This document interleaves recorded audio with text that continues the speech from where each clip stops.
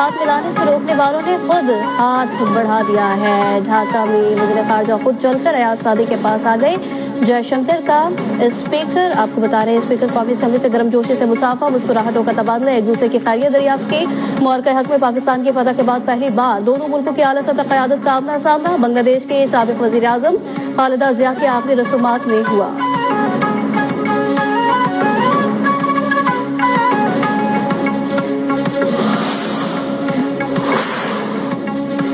New Zealand میں سال 2024 کا شاندار استقبال۔ رات 12 بجتے ہی آکلینڈ کا اسکائی ٹاور رنگ و نور میں نہا گیا۔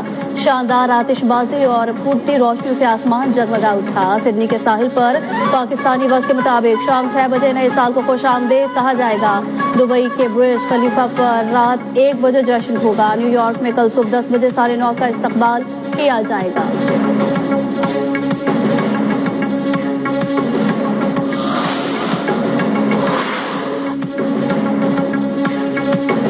2025 کا سورج غروب ہونے میں چند گھنٹے باقی، قوم نئی امید اور نئے عزم کے ساتھ نئے سال کے استقبال کے لیے تیار ہے۔ اسلام آباد اور راولپنڈی میں فل پروف سیکیورٹی انتظامات، 3000 سے زائد پولیس اہلکار تعینات۔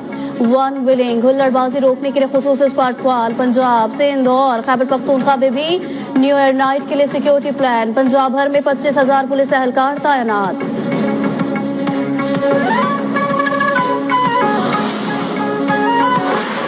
اللہ اکبر، اللہ اکبر، اللہ اکبر۔ السلام علیکم ورحمۃ اللہ، السلام علیکم ورحمۃ اللہ۔ بنگلہ دیش کی سابق خاتون وزیر اعظم خالدہ ضیاء کی نماز جنازہ ادا کر دی گئی۔ ڈھاکہ میں پارلیمنٹ ہاؤس کے باہر ہزاروں افراد کا اجتماع۔ بنگلہ دیش کے چیف ایگزیکٹو ڈاکٹر یونس بھی نماز جنازہ میں شریک۔ اسپیکر قومی اسمبلی ایاز صادق نے پاکستان کی نمائندگی کی۔ بنگلہ دیش کی پہلی خاتون وزیر اعظم، سابق صدر اور ان کے شوہر ضیاء الرحمان کے پہلو میں قومی اعزاز کے ساتھ سپرد خاک۔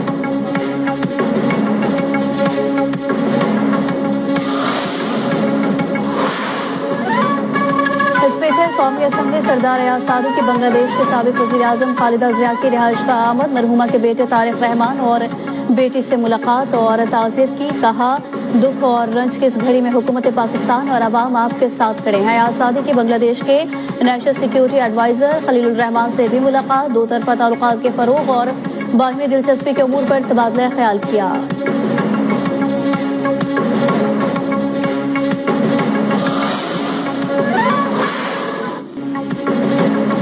وفاقی حکومت عوام کو سال نو پر بڑا ریلیف دینے کے لیے تیار۔ کل سے پیٹرول 10 روپے، ڈیزل 9 روپے سے زائد سستا ہونے کا امکان۔ مٹی کے تیل کی فی لیٹر قیمت میں تقریباً 9 روپے کی کمی متوقع۔ حکومت کا عالمی منڈی میں خام تیل کی قیمتوں میں بڑی کمی کا فائدہ عوام تک پہنچانے کا فیصلہ۔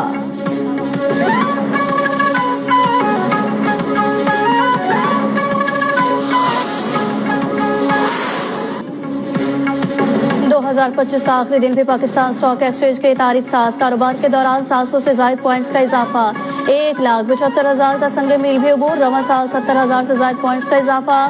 سرمایہ کاروں کا حکومتی پالیسی پر سرمایہ کاروں کے اعتماد کا عکاس بن گیا۔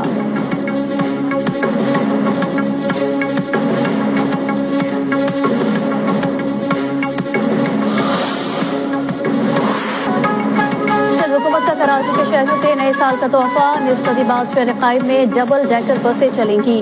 سینئر وزیر شرجیل میمن نے ڈبل ڈیکر بس سروس کا افتتاح کر دیا۔ کہا ڈبل ڈیکر بس سروس کل سے پبلک کے لیے دستیاب ہوگی۔ ابتدائی طور پر 5 بسیں ملیر ہالٹ سے فوارہ چوک تک چلیں گی۔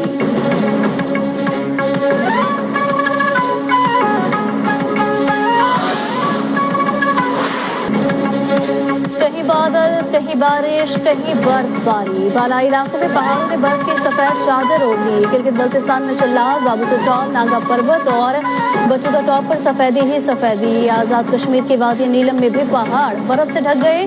جنوبی اور شمالی وزیرستان میں بھی برفباری نے سردی بڑھا دی۔ کوئٹہ، چمن، پشین، زیارت، مسلم باغ سمیت بلوچستان کے مختلف علاقوں میں بارش اور برف باری۔